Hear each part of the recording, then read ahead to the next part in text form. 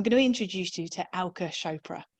Now, Alka is a registered dietitian and a certified diabetes educator.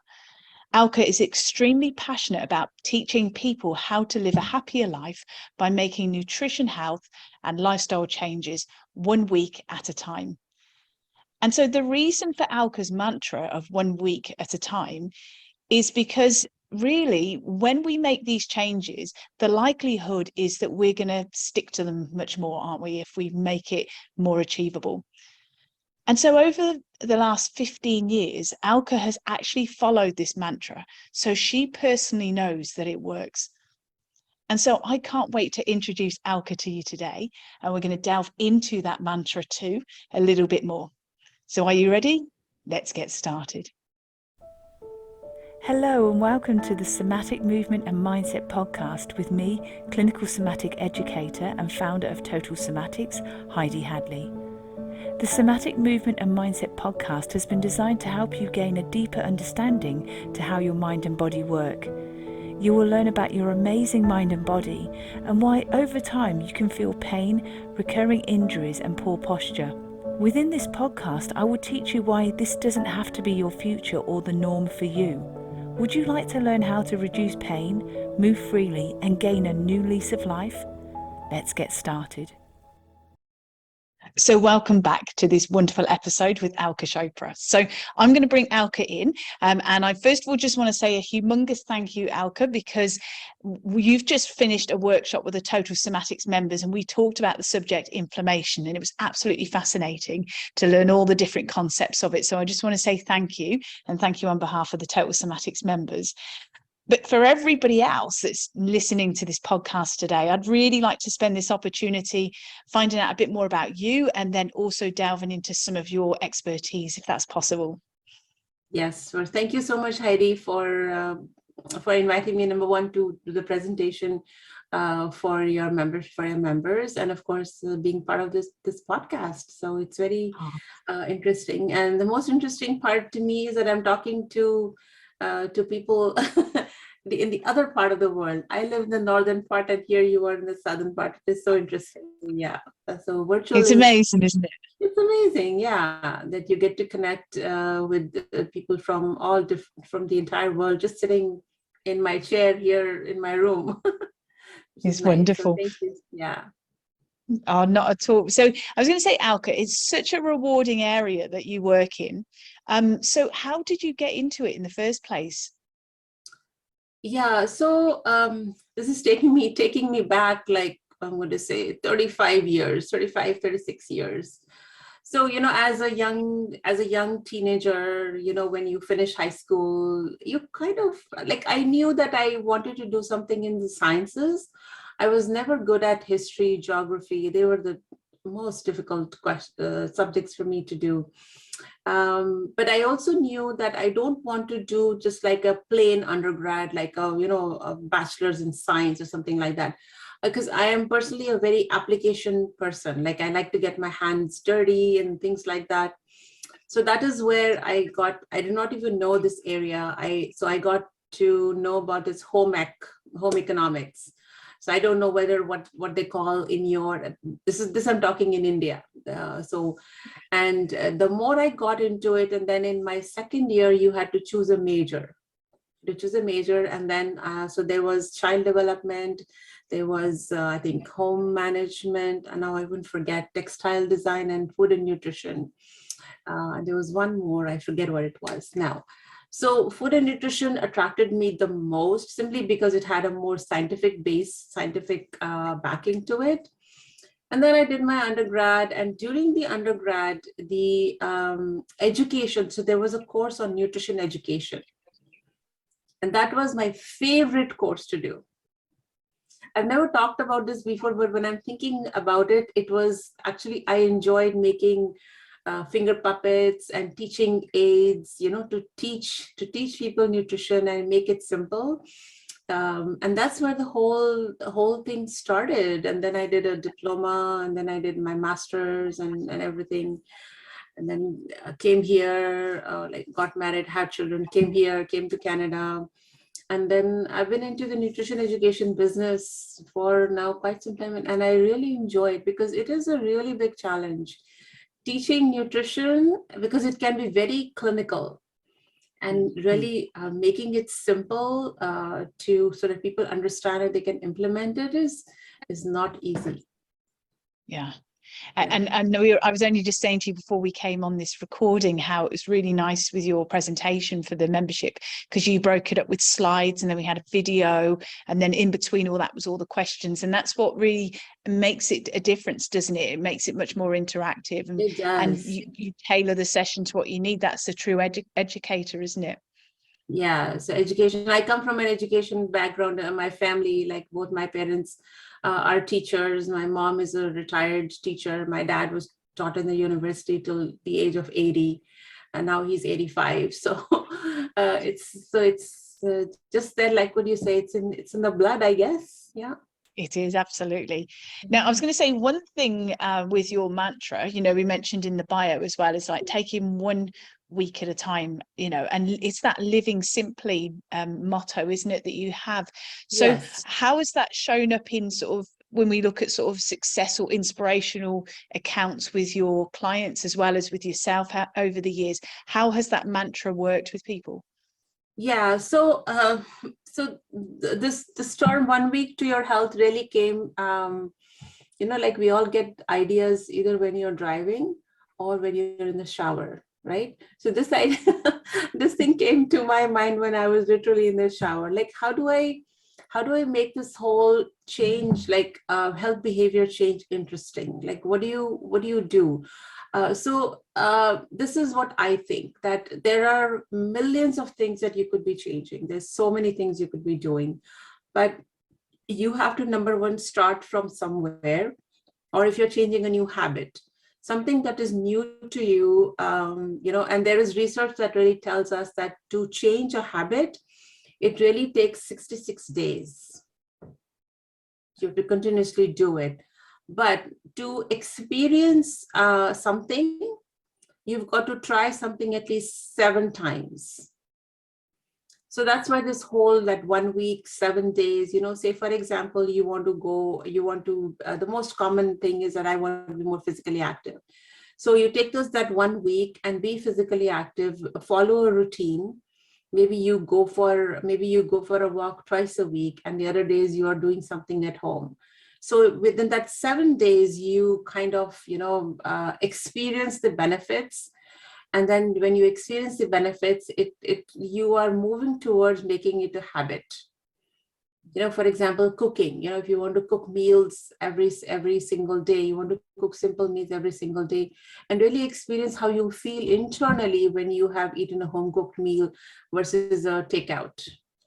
So that's where this whole concept really, it just minimizes a lot of the stress and the pressure that, oh my God, I've got to make so many changes. So rather than thinking of that, try it one at a time for 1 week, experience the benefits, and then keep moving. Brilliant. It is those micro habits, isn't it? You do a few of them and then they build up. And I'm sure you'd agree with this actually, Alka, is that it's when you start to develop those new routines or those new habits that you feel the benefits. And like you were mentioning about inflammation and how it can help with your quality of life on so many levels. Right. So and I hear it over the years how people might go, oh, I've changed my diet and I thought it was all about weight loss, but actually that was just a positive byproduct. But I felt I slept better, I had less brain fog, and all sorts of things, and inflammation, joint pain reduced as well quite significantly. Yeah, definitely, because the unfortunate reality is that the media has made weight such a big thing. So everyone is focusing on weight. So many times when I'm talking to my patients, and the reason for, if I ask them why have you come to see me, like what's the reason for your visit, the 9 times out of 10 they will say, I want to lose weight. But is lose weight just all about cutting calories? It's not. It's much, much more than that. Like you just said, it is not about, it's the other things. So weight is over here and it is far away.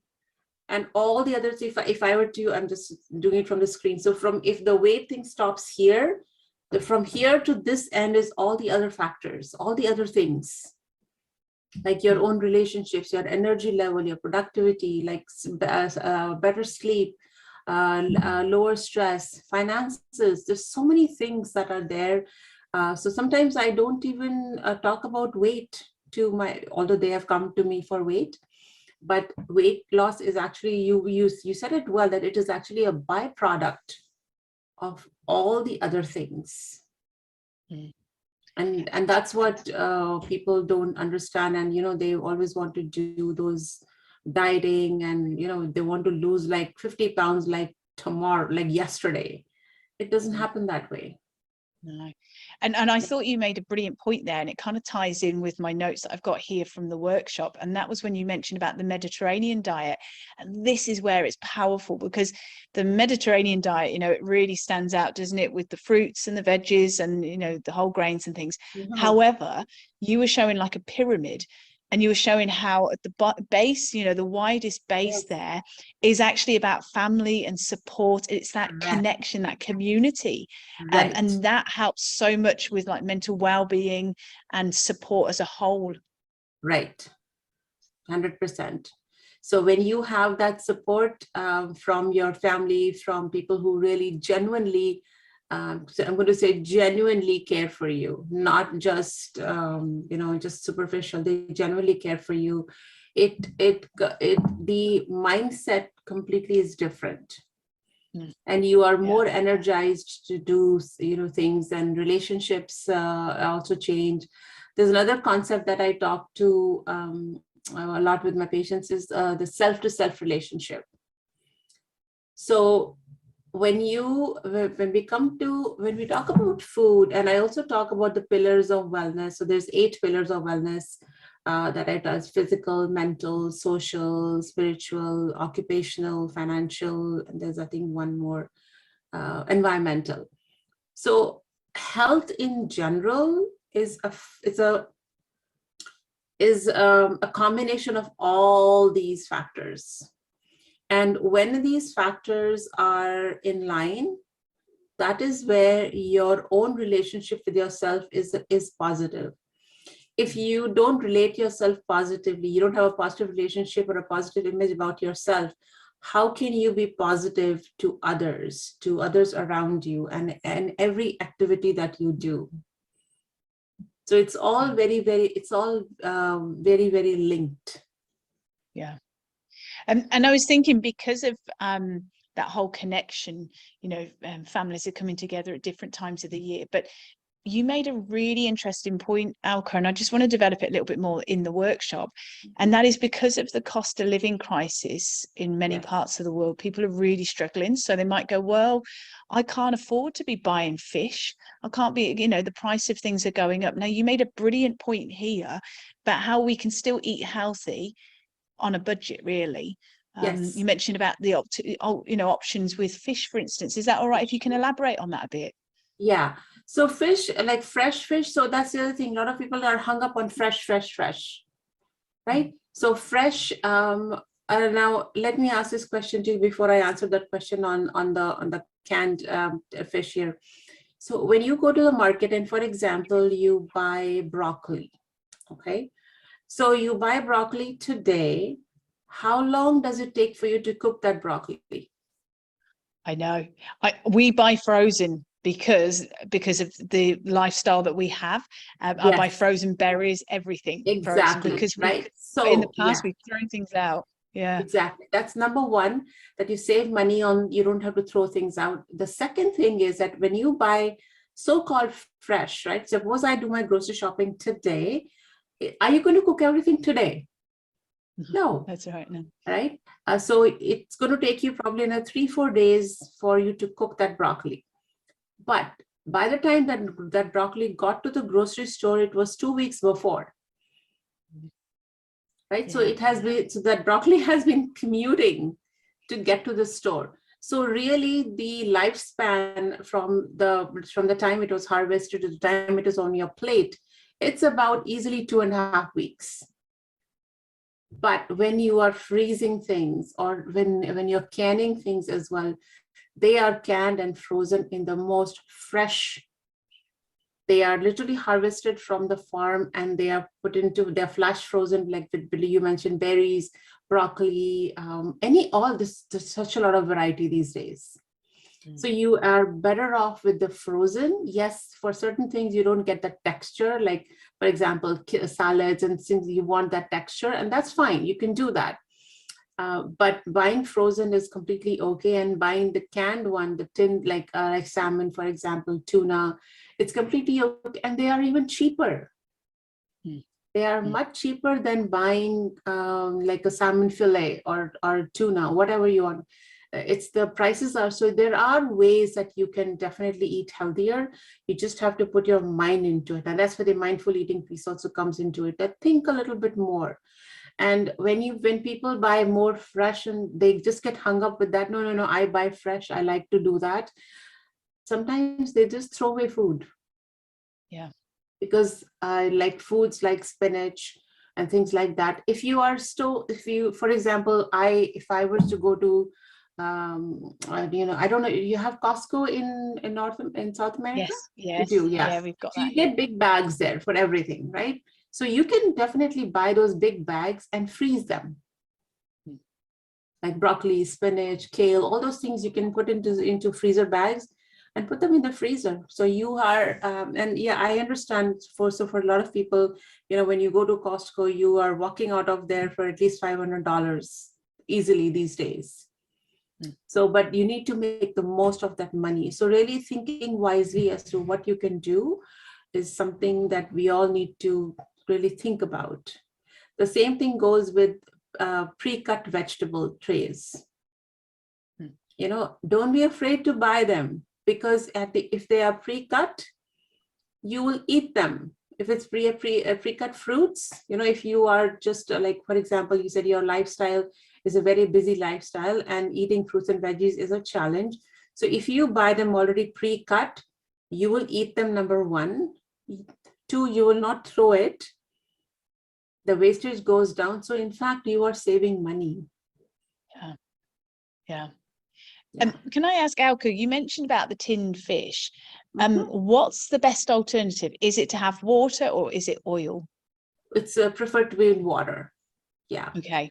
Because with oil, it increases the caloric value there. So try to do it with the tuna in water, salmon also in water. Yeah. Brilliant. And I just made a big star next to this because you talked about how crucial it is to have vitamin D or vitamin D wherever you live in the world, and how it's crucial for everyone. And I know here in Australia, even though we have a lot of sun, Australians are deficient in vitamin D anyway, so they're always encouraged to have the supplement. But it's interesting that you were saying it's crucial. And of course we know with COVID as well how the research is showing how important to have that 100%, vitamin D. Yeah, if there is one supplement that I would recommend that everybody have, adults and even children, at least 2000 IU, that is 2 tablets and you must see the active ingredient D3 on the package. That is the one that you should be having every single day. And you should take vitamin D with food, because the absorption of vitamin D happens with food. So the best thing is the first meal of the day in the morning, whatever time you're having the first meal of the day, have vitamin D with that.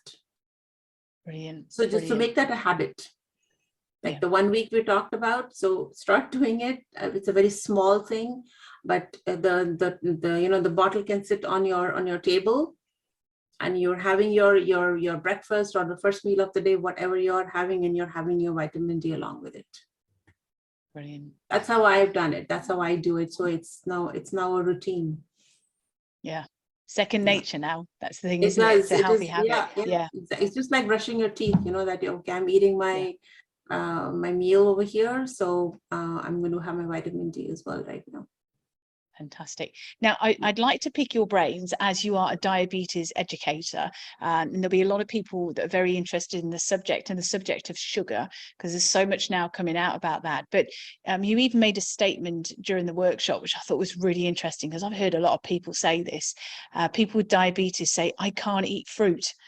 So is it able to elaborate a little bit more on that? Because it's when you said that, I giggled and I thought, I've heard that a lot. Yes, yeah. So now the thing is that fruit, so the reason why I said that is, if you're living with diabetes, you can have the fruit, but a fruit as a whole fruit, like as an apple, not as an apple chip or a candy, right? The problem is that the thing with diabetes is it is to do with carbohydrates. It is not to do with sugar. So when I was in my undergrad, at that time we were taught about, that time this is what we learned, that people who eat a lot of sugar get diabetes. That's not the case. It is to do with carbohydrates. So when we talk about carbohydrates, we're talking about bread, rice, pasta, cookies, all those things. And the sugar, so there is sugar in those cookies and candy and chocolate and all these things. That is where the bigger trouble is. There is no trouble in having a fruit, but of course you need to limit it. You can't be having like 6 fruits in a day. So 2 to 3 is a very safe number to have, even if you are living with diabetes.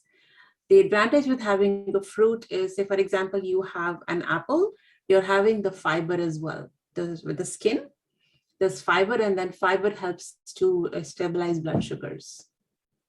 Brilliant. The same thing with an orange, yeah, or berries. You know, berries are wonderful. You can have berries. You can easily have a whole cup of berries with no problem. Yeah.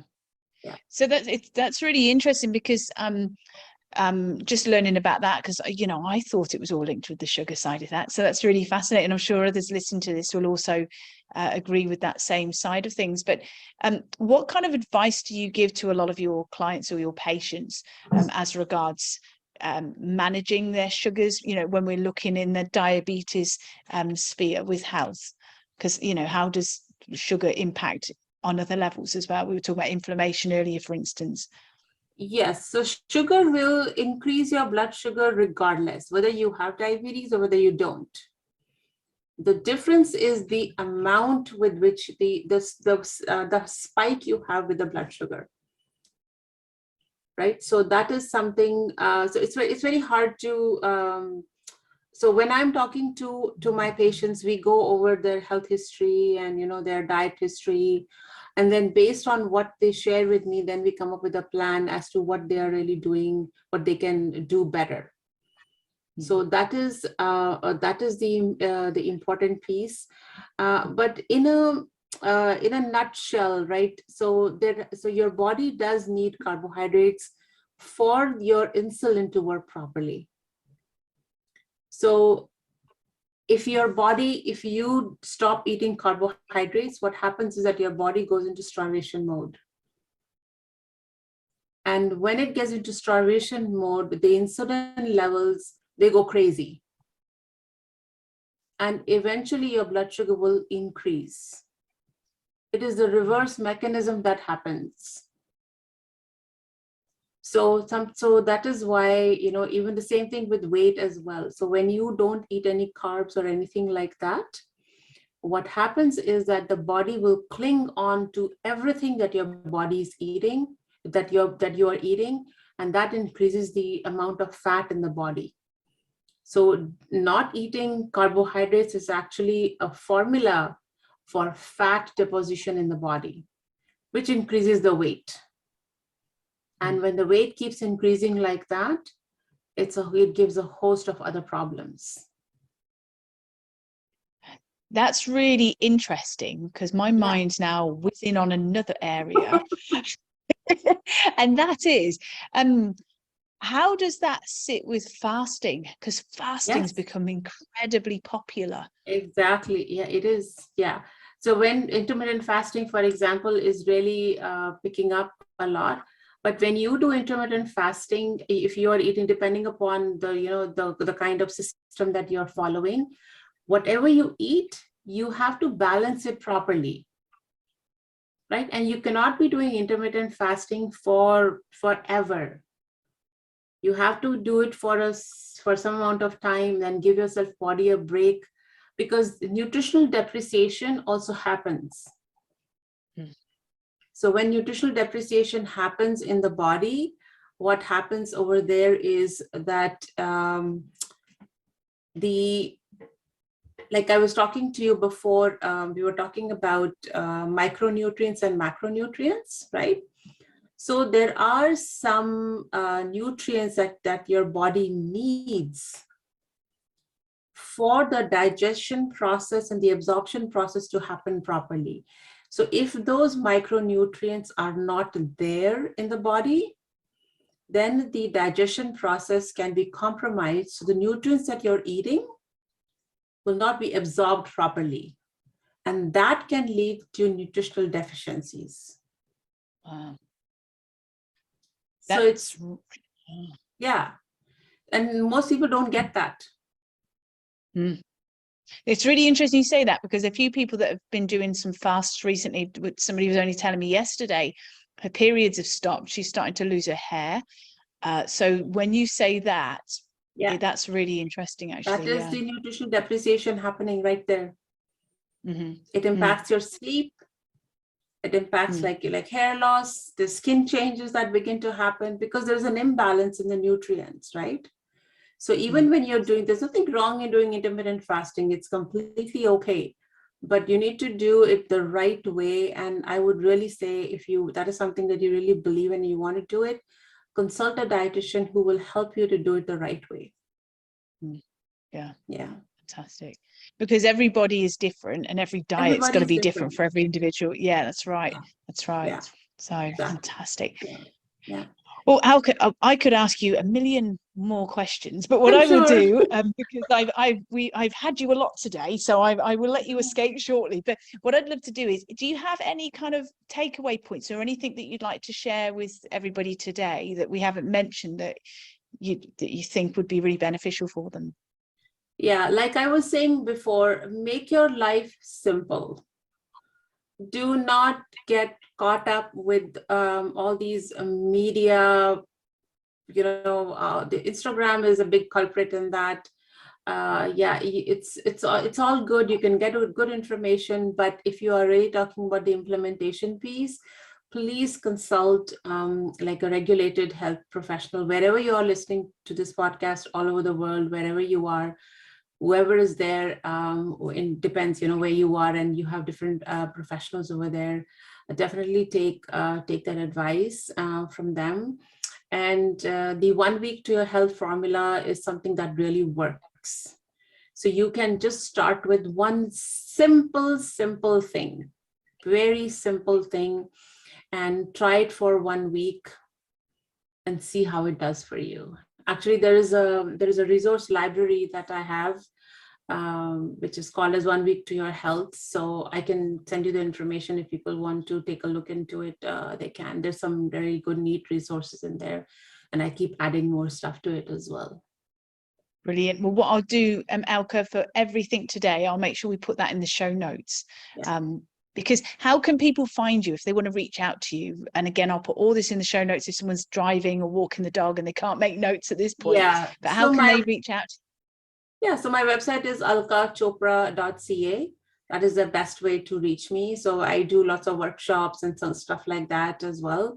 And yeah, just go to the website and there you'll find all that information that you need about me and all the stuff that I do and whatever. Yeah, I don't even know. Sometimes I lose track, but okay, this is also what I've done. But yeah. You probably look sometimes, Alka, and go, good grief, have I done all that? Have I done that this year? And I just want to say to everybody with Alka that she just hold online well-being educational events, really, really interesting. So that's why stay connected with Alka, and I will make sure everything's in the show notes, because you do this, don't you, on an annual event? You do hold online events. So now the next one is coming up in February, and if you get on my list, you'll get notification of when the next event is. Brilliant. And so if you're listening to this in the future, that would be February 2023. But if you're listening to this, just keep connected with Alka, because she will continue producing that wonderful content. And as you can see today, she's a wealth of knowledge and experience. So she's worth keeping connected with, definitely. Yeah. Thank you so much, Heidi, for this. It was fun talking. Nutrition education is my favorite topic to talk about, and just make it simple. I just... it doesn't have to be, it's not always about the research. What's the latest research? What's the latest diet? It's not about that. Yeah, back to the basics. Yeah, back to the basics is the best way of really enjoying everything. You enjoy that donut, or you enjoy that sorbet, or that cookie, whatever, cookie dough. I don't know, cookie dough, I think it is. If you enjoy that, of course, eat it. Don't deprive yourself. But be mindful and be careful as to how much you're eating and what frequency you're eating and all those things. And then you'll be much happier. Food is so important, right? Food is such an important part of our lives. We eat like 4 times a day. Another thing that I said, often tell my patients is, tell me how many times, oh, I'm going on vacation, they'll say. Okay, tell me, and okay, fantastic. And how many times do you cook? I hate to cook. I don't cook. Okay, talk to me about how many times in a year do you go on vacation? Maybe once or maybe twice at the mostly it's once. And how many times in a day do you eat? Tell me. 5 times, 6 times, 4 times, every day. And there is no planning in that. But when you're going on vacation, you spend months planning on that. So then they're like, oh yeah, you're right. It's just, and it is back to the basics, isn't it? And you made that really good point when you said, there's always research, there's always going to be new information, but tying in with mindful eating, and I know with Total Somatics we talk about embodiment practice, and really it's about when you eat the food, because it's a true embodiment practice. You either think, do you know what, that doesn't agree with me, I'm not sleeping well, or I eat something, you think, I feel like I'm ticking over and I've got real clarity in my thoughts and focus. That's where you really learn it, don't you? And so the research is great, but it's actually about sensing and feeling the benefits of good food. Yeah, people who do research, that is their job. They get paid to do it. Yeah. Right? True. It's true. That's so their life. Yeah. But thank you so much, Alka. I really appreciate it. And I'm sure everyone listening, I will say thank you again on behalf of the Total Somatics members for the workshop today. And thank you on behalf of everyone listening around the world for this wonderful episode as well. It's lots to take away. Thanks for having me. Yeah. No problem. And everybody, when you're listening to this, let us know what you think. What were your kind of key points that resonated with you today with today's episode? Because it's always great to hear from you. So until next time, all my love and best wishes. Take care. Bye. Thank you for joining me today. If you've enjoyed this episode, please leave a rating and also forward this on to somebody you know will benefit. To learn more about pain relief, plus how to improve your health and well-being, go to totalsomatics.com. Until next time, take care.